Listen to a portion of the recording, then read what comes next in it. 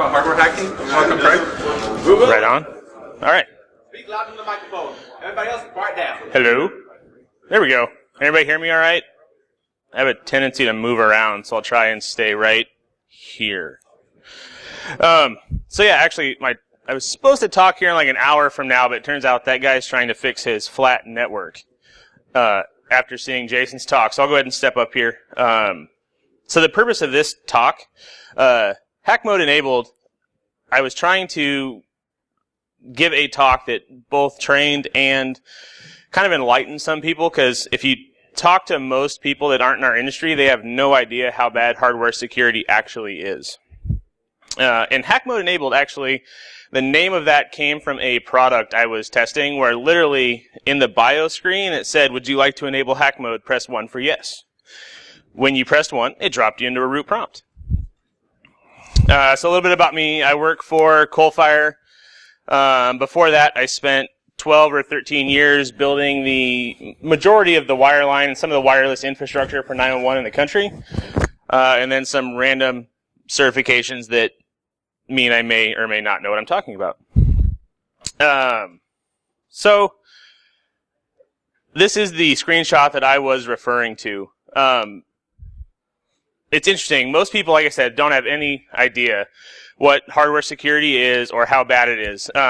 Funny story, last night we were at one of the hotel bars around here, and we were talking to this husband and wife couple that just happened to be the poor schmucks that were sitting next to us. And she's like, oh, well, what are you guys doing? I was like, oh, I'm giving a talk on hardware security. She's like, oh, yeah, I saw that thing about the listening on the TVs and stuff, but that's not real. No, it is. It's definitely real. And she's like, well, how bad could it be? I said, I don't know. Where's your TV? My bedroom. Oh, but it's not a smart TV, right? I mean, for the record, buying non-smart HD TVs right now is actually pretty expensive. She's like, oh, it's got a camera. I was like, oh, I'd move it. But yeah, they just don't understand. And with the Mirai botnets and a lot of that stuff coming up, more attention's being paid to it. I know the FCC and some of those guys are talking about putting some more regulations upon security and stuff like that on these embedded device vendors, because in reality, it costs you $30. It's costing them $15 to mass produce, and it doesn't really matter to them. We need to make it matter to them. The hardware, though, is just a means to an end. Like they've proven lately with the botnets, and as we saw from the CIA dump and all the video recording and audio recording on your guys' TVs, it's really more about the software that's running on these devices and what that can enable. Fun experiment. Go buy some used routers off of eBay, sometimes Amazon too, and take a look at the code that comes on them. Usually if you're buying them used, it comes with stuff not necessarily intended from the factory. And it takes all of 5 minutes to backdoor a router and throw it back out on eBay for $10 less than everybody else, and it'll sell right away. So one thing that kind of gets me, and the reason I do a lot of these talks and try to teach people, is they think that once you have root access on a device, like if you go over to the IoT Village that Chris Robertson and those guys are doing, it's not about getting root on the device. It's the software that lies behind that, and a lot of people equate that to hacking in the 90s, which is actually true. It really is that bad. I was working on a device earlier this year. Once you got connected to the device, you could see that there was a wireless access point that was filtering on a Mac. The OUI was the device of that company, and anybody with that OUI can then connect to that access point, where they then transferred clear text, credit cards, over the Wi-Fi back to their processing station. And if you just got root on that device, you totally would have missed that. So this is kind of the methodology that I have put together, that I kind of run my personal and business kind of stuff through. So disassembly, taking it apart, component identification, figuring out what's on it, because if you don't know what's on it, it's really hard to interact with it. Pinout reversing, which can be difficult, most times not. And then you connect to the interfaces on the device. And then what you realize is you connect to the interfaces and you download the code, you realize there are actually more interfaces that you can then connect to. So that's why it's kind of an iterative cycle. So where do you get the things? Buying the new smart things can be really expensive, especially if you want to go buy a Nest thermostat for $250 and then you brick 4 of them trying to figure out what you're doing. Luckily, there are beta programs out there that you need to watch the T's and C's on. But for the most part, after your beta cycle is done with them, the hardware is yours to do with what you please. And here's a couple of them. TP-Link, Linksys, and Netgear all have beta programs, and they're designed for you to test their hardware. But in reality, after the hardware period's done, you break out the soldering iron and the screwdrivers, and you avoid the warranty. Flea market's another good place. I'm actually from Denver, and we have this ginormous flea market. It's like a 2 square mile garage sale. It's pretty odd, actually. eBay and Craigslist, like I said, and even garage sales. People sell their old cable modems that they have no use for nothing at garage sales. Another great place to pick those up. So avoiding the warranty. That's the funnest part. I include this slide in here because this is what I use for reference. They all try and be like creative and have some cool way of keeping you out because you don't have a screwdriver kit. These are the common screwdriver bits that you will see on the bottom of cases. And it's also worth noting that if you don't have one of these, that if you, I was in a class one time, I think by Joe Grand. He was like, yeah, if you don't have one of these bits or they have one different than that, just melt a Bic pen to the end of it and stick it on there. It actually works. A simple X-Acto knife set like that, I think I paid, I don't know, $3, $4 for that on Amazon. And then a heat gun, because a lot of the plastic parts sometimes are melted together. So a little bit of heat take those apart.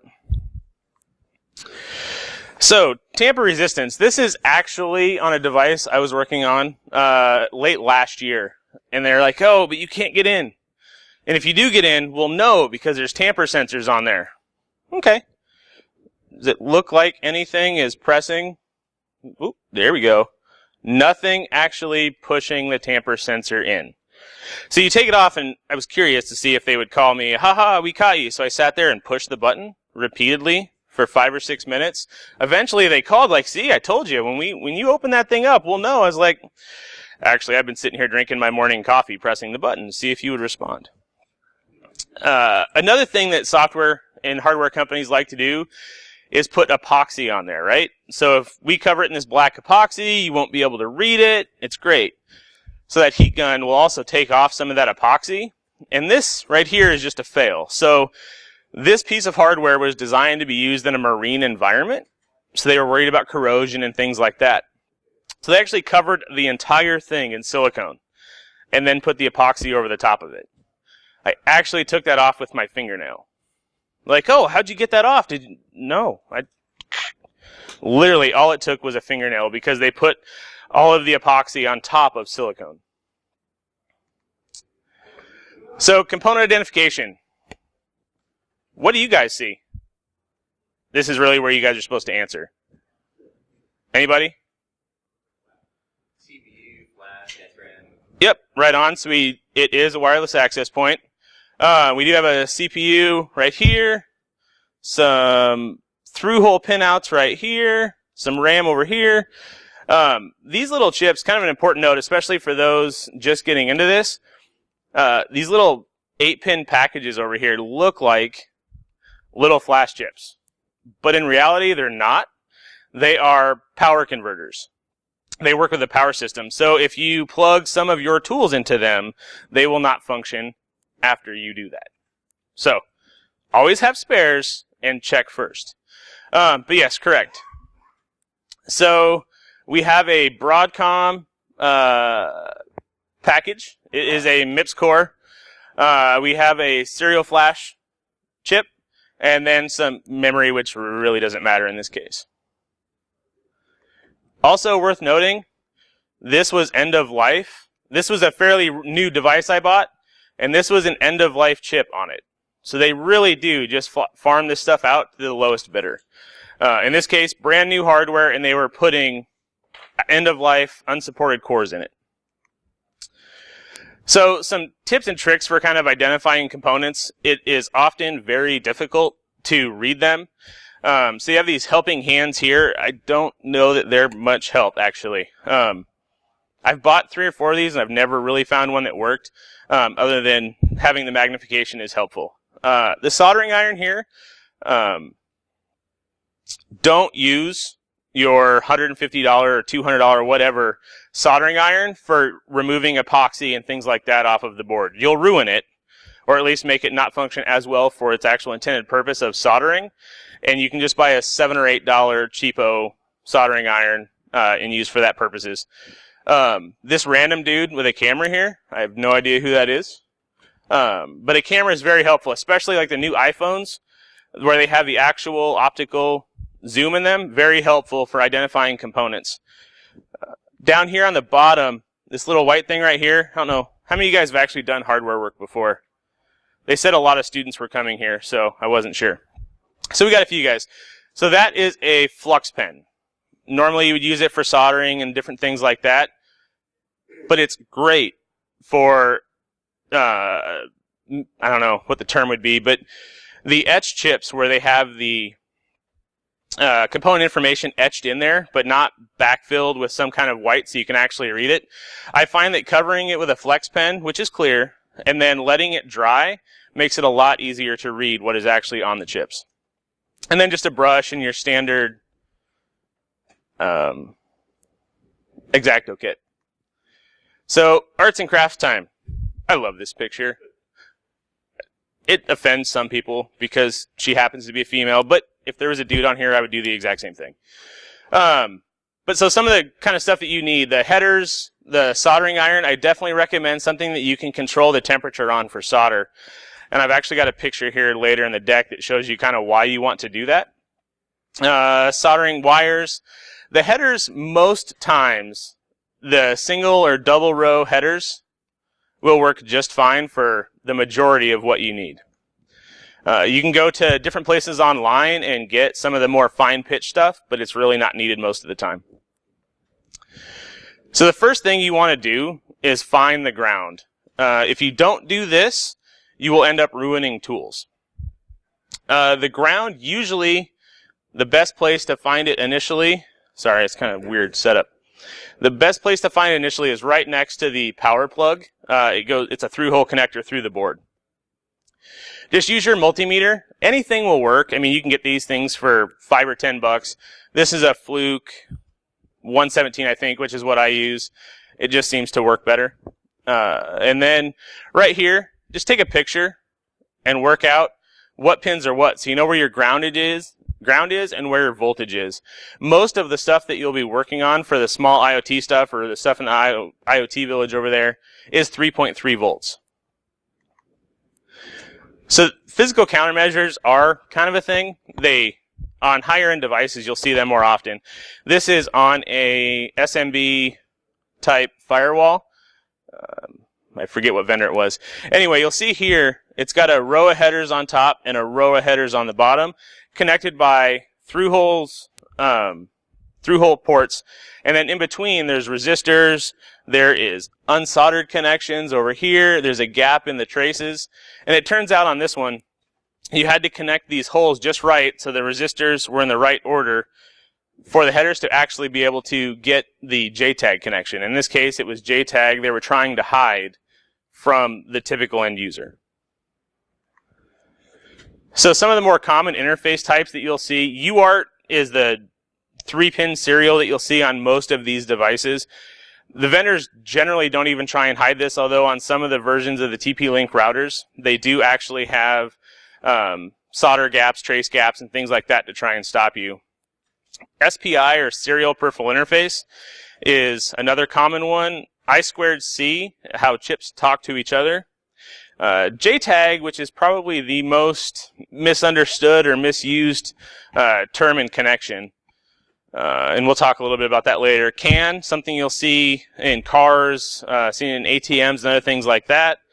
And then RS-232 serial. So any of you old telecom guys out there, Cisco guys, that little DB9, that's actually running RS-232. If you connect a UART serial adapter up to that, I've actually done this on, we'll call it on purpose, but it was on accident. If you hook your connector up to that, it actually is 3 times the power, and given enough time, it will actually melt the serial chip off of your adapter. That was expensive. So pinout reversing. For this, I use the Soleil Logic Analyzer. It's just about the best way to go, at least on I'll just say our budget level. $100 on the low end, and depending on the model, they actually have an educational discount for you students out there at 50% off. So you can get these for $50, $60 shipped. It's a great deal. It's not perfect, right? So it is a logic analyzer running on the CPU of your machine, and it does employ sampling. So the output that you'll see from the Soleil is slightly different than you'll see on something like an oscilloscope, but it works just fine for our purposes. So here, this is actually the device here is plugged in, and this is the output when it's booting. And I lost my header off the bottom of the screen. Anybody know what that is? Or what does that look like? What's that make you think of? Anybody? Probably like a boot console or serial output. Yep, very good. That is the boot log of that device. Fortunately, the Soleil will decode async serial, no problem. You just have to set the configuration in here, and then voila, you have characters from the little up and down marks showing you the boot log. And it is the Broadcom ARM core that's on there.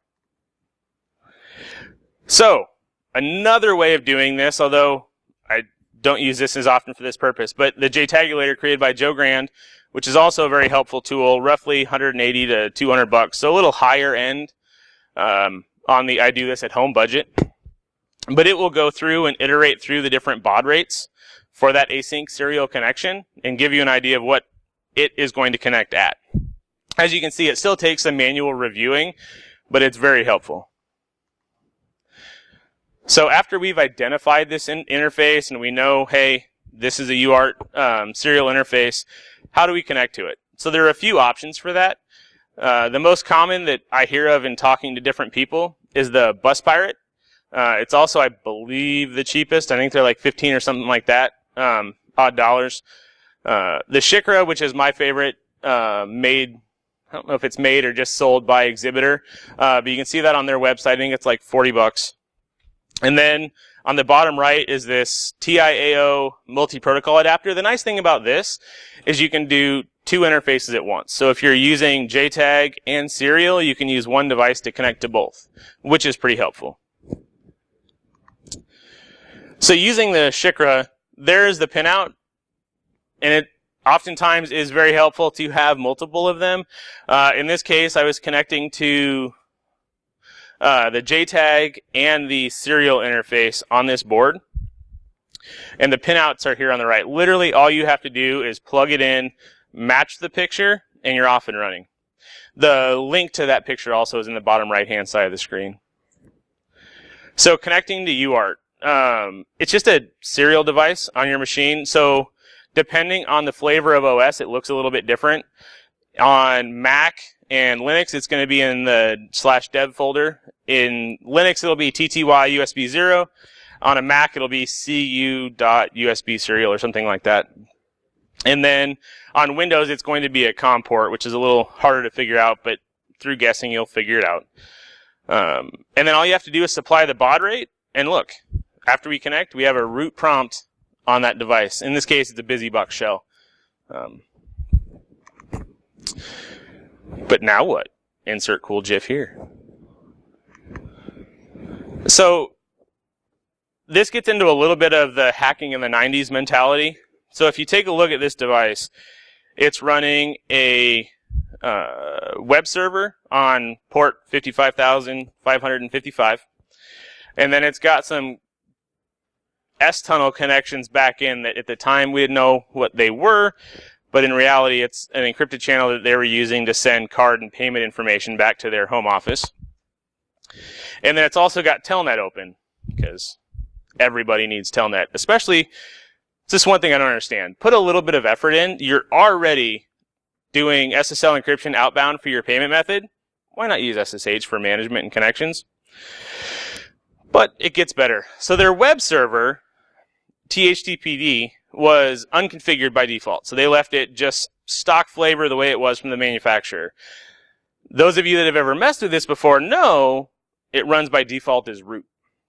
And unless you specify a directory for it to run in, it assumes it has access to the entire file system, as you see right there. So through this device, you can read the shadow file or do anything you want through this web server as far as accessing it and downloading code. Another one is wireless. So that Linksys WRT54GL that I had showed in the picture, the top left screenshot is actually what happens when you press the little status button on the front of the device. This all dumps out to serial, including the clear text copy of your key.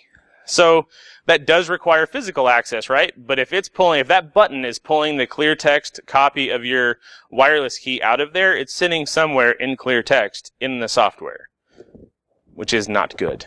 The bottom right-hand side, this was on a device used to charge very expensive cars. We'll go with that. And it had a wireless connection. It had an AP passphrase and all this kind of stuff, but we were able to read the configuration, which means we know what the client passphrase was because they left their web server completely unconfigured. We had full access to their device. So the file systems. It's a little bit different. So if you haven't messed with this stuff before, the serial flash gets imported into the system and then mounted. So that is why you'll see the root file system right here is actually something called an MTD block, or a memory technology device block. That is how these systems load up in what is in flash. So oftentimes they leave out the good stuff, right? So if they've got a partition flash that they use for upgrades and they only want that mounted when it's going to run an upgrade, or they only use it for building, they will leave it unmounted. And these are some of the commands that I've used over and over again. It's in my little cheat sheet text document for how to mount these devices. Because oftentimes that's where they leave the good stuff. And there's the link here at the bottom right. It's got an entire sort of presentation, if you will, on how all of the MTD blocks and MTD devices work for your reference later. One difficult, or can be difficult, part of this is how do you get the interesting stuff off to the file system? So in this case, there was no telnet, there was no SSH. Some of these systems actually, believe it or not, come shipped with a netcat/e option, so you can shovel a remote shell. Like, they don't even try. In this case, though, I had no other way other than my screen to get data off of this system. So you use OpenSSL, which was preloaded on there, and then just base64 encode the entire serial flash off to your screen. It took about 45 minutes over lunch. Went and grabbed coffee, came back, and I had it downloaded, base64 decode it, and you have the entire flash device on your remote machine. And it looks cool when your boss comes up. He's like, "Oh, what are you doing?" I was like, "I'm just downloading the binaries off of this machine." "What's that scrolling on your screen?" "It's the binaries." It's hacking. It looks cool.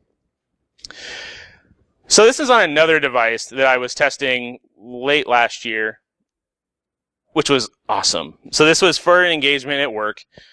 So I had access to test the entire back-end infrastructure. In the spirit of Jason's "you can't sue me" thing, don't test the back-end infrastructure of a device that you haven't been contracted for. So just because you can get access to one of these things and, say, connect back to their cloud because they use the same SSH key everywhere, don't do it unless you actually have permission. In this case, they happened to leave their build script on a different partition in Flash, and when mounted up, they left their SSH public key and private key without a password in that device. Not only that, they had the history file of what IP address they connected to, which you'll see down there on the bottom. So now we have their SSH public and private key and where they're connecting to on their build server over SSH. Think that might be a problem? They did, because I connected in, left them a nice little ASCII art banner on their login screen. So JTAG, like I said, JTAG is something that is very misunderstood. I love talking about this stuff. So you get to talk in, and the guy's like, "Oh yeah, this device had JTAG. That's like InstaRoot." No, not at all, actually. It is rather complicated, but to boil it all down to what a beginner to advanced kind of person, intermediate kind of person is going to need to know, there's 4 pins that matter: the TDI, TDO, TCK, and TMS. The reasons why I say they matter is that's what you have to have. It's the minimum implementation for JTAG, and it's also what you're going to need to set on the Soleil Logic Analyzer to properly decode that data. So some of the options here for connecting to JTAG. Once again, you have the Soleil Logic, the Shikra over there on the left for about $45. I think they're actually in stock right now on Exhibitor's website, and they go in and out of stock frequently, so I always buy a couple because you end up breaking them. The Seger J-Link is a good device, and that's the one in the center. They do also have an educational version which brings the price down. You just basically drop a 0 off the end. And you can buy the $600 device for $60 if you're using it for educational purposes and not commercial. The one on the right, the Lauterbach, the only reason I put that in there is because some hardware manufacturers limit how you can connect to them, and OpenOCD, which I'll talk about, doesn't support all of the chips. This Lauterbach does, and some of the certain Marvel cores and things like that, you need that higher end device to connect to it, which is kind of unfortunate, but the support for OpenOCD is really good. So this is where the JTagulator really shines, and really what this device does is enumerate through all of the possible pinouts for UART or JTAG, and it does it fairly quickly. You'll see the options here on the left. There's the ID code scan and the bypass scan. So they take anywhere from, 5 or 6 minutes to 20 minutes, depending on the scan and the number of devices in the chain. But the output you'll see over here on the right, it identified the TDI, TDO, TCK, and TMS, so now we can go ahead and connect to that. One thing you will need, though, is the device ID, which is down there in the bottom right-hand side, that 0x05352117F. That is the device ID that you will need to have so you can find the appropriate OpenOCD configuration. So how do you connect to OpenOCD? You have to supply it 2 different parameters, both the configuration file for the device you're connecting with and your target. So in this case, we're using the Shikra config, which you can get, I believe, off the Exhibitor website. It doesn't ship by default last time I checked. And our target board is that ARM core right there. So, all right, now you hit enter, and you're like, wow, it errored out. That's not cool. Now what? Another great resource, the OpenOCD on Freenode, full of awesome people that love OpenOCD. A great resource. You drop in like, hey, I'm trying to connect to this device and I can't figure out how to do it. There is 100 people in there willing and ready to answer your question, most times with minimal heckling for IRC terms anyway. But after all of that splur out of error messages, you'll have 3 open listeners on your machine. Port 4444, 3333, and the dreaded all 6s. I don't know why they picked that one. At any rate, all 4s is a telnet listener where you can connect in and then actually get the output from your JTAG OpenOCD session. So if you tell that into that, you'll see what we have here below. It'll give you the target name, the architecture type, its endianness, and then what the state of the machine is. In this particular case, it started up halted. So I don't know how many people are doing the CTF in here, but there's some reverse engineering challenges in there, some of which GDB could be helpful for. GDB also can be used on more than one platform through the multi-arch binary. So you can load up MIPS, ARM, x86, x86, 64, whatever you want to do there. You can toggle that on, and as you can see here, through that telnet session, we have access to all of the memory and the registers. So kind of my pet project, I don't like all the minutia. I want to get in and do the sort of fun stuff, which is why I started creating this tool called Serial. My daughter actually named that. I was sitting there working on it, and she was trying to get me to do something else. She's like, "Oh, what are you working on?" I was like, "Oh, this cereal program." She's like, "I like cereal. Can I have a bowl?" All right, fair enough. We'll call it Serial. But at any rate, should be releasing this here on my GitHub within the next week or so. But the whole purpose here is just kind of automate some of the minutia. It will. One thing that is very helpful in hardware hacking is getting that boot log so you can see what the different boot up processes is, so you don't miss the fact that hack mode is actually an option in hardware these days. So it'll go in, it'll tell or connect through your serial device, and then simultaneously connect in via JTAG, restart the device, capture the boot log, and save it off to a file. Another tool, a lot of vendors like to have unique passwords per device, which is a great practice, just like we've been preaching in the Windows domain forever. But another good thing to do is parse the boot log for said password. I believe there was 2 or 3 devices recently where this actually had happened. They had embedded the password in the boot log. And what the password guessing module will do is download the boot log along with a couple of different word lists and just spew them out over serial. It takes a little while to run because it is a slower protocol, but I have found that to be very successful. And it'll do other things like guess your baud rate and stuff like that to iterate through, sort of like the JTagulator would. But it's just another option in there. It'll also display what serial ports you have in there, what your OS is, because it uses the OS value to determine how to connect to the serial device. So after you've connected to this device and you've enumerated all the interfaces that you can find, and now you're working on reverse engineering, now what? So there are a few options for this, ranging from free to pretty darn expensive. I typically will use IDA Pro for reverse engineering a lot of this stuff just because I have a license. Radare 2 is also a great platform. It doesn't have any decompiler support, but it will help you get there. Binary Ninja is kind of a newer player to the game.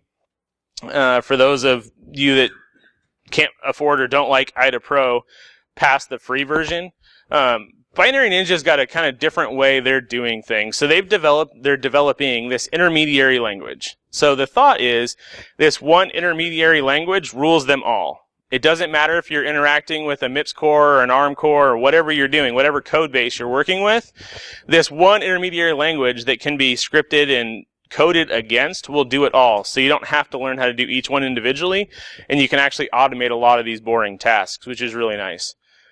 IDA Pro, like I said, the free version is awesome if you're just doing it for a small purpose.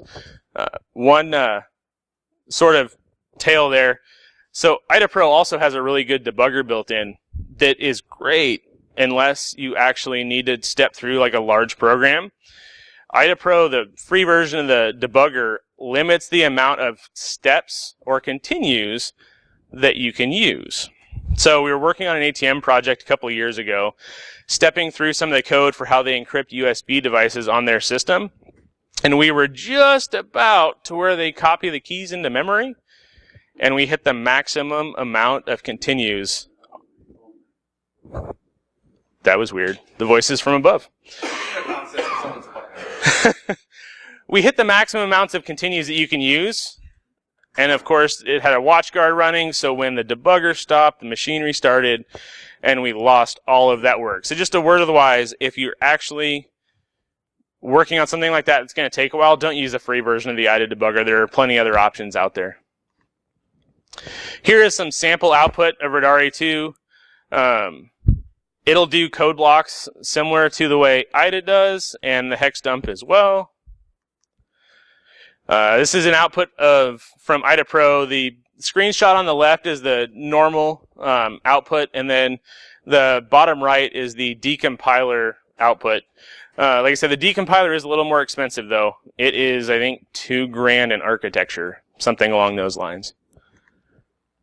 So other nice to haves as you're doing this, a desktop power supply. just because it makes things like glitching and stuff like that easier.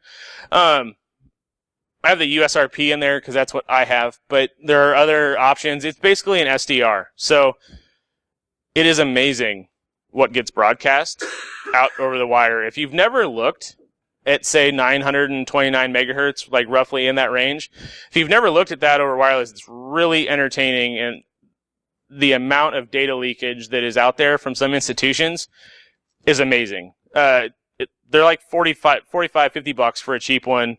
Highly recommend you have it in your kit for normal stuff, as well as hardware hacking as well, because a lot of this stuff has RF components too, like the security alarms and door alarms that you'll see over there in the IoT hacking village.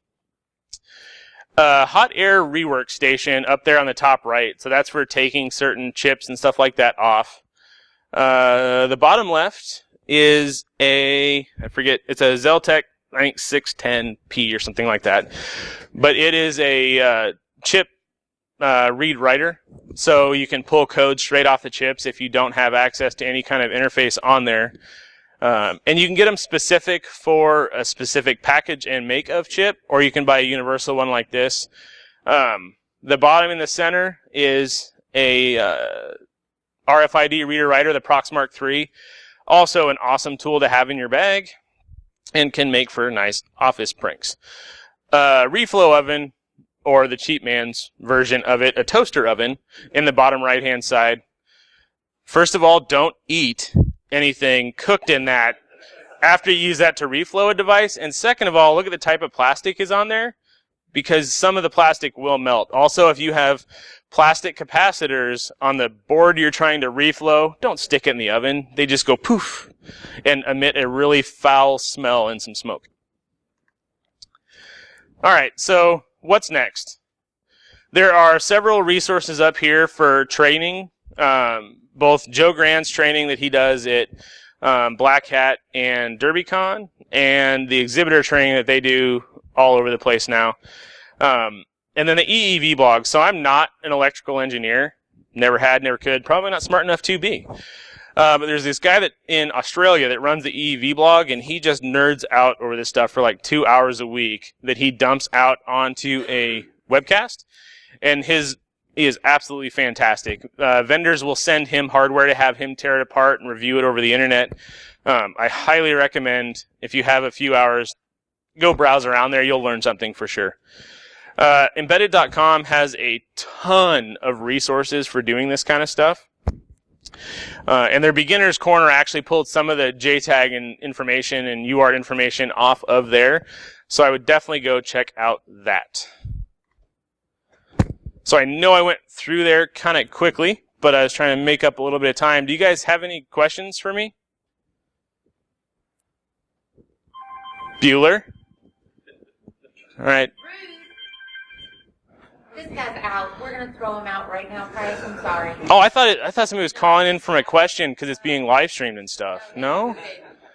Oh.